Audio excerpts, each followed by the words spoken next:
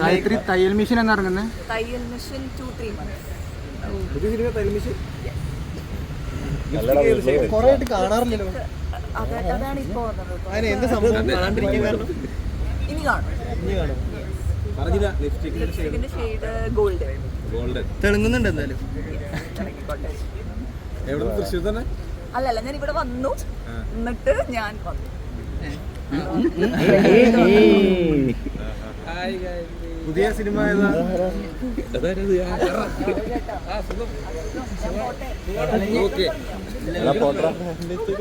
ഗടികളെല്ലാം ഉള്ളിലുണ്ട്. എല്ലാ ഗടികളും ഉണ്ട്, കൊറേ ഗടികളുണ്ട്.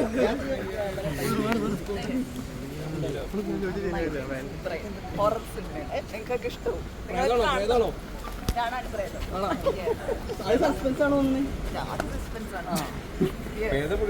ആരാണ് പ്രേതം എന്നാണ് സസ്പെൻസ്.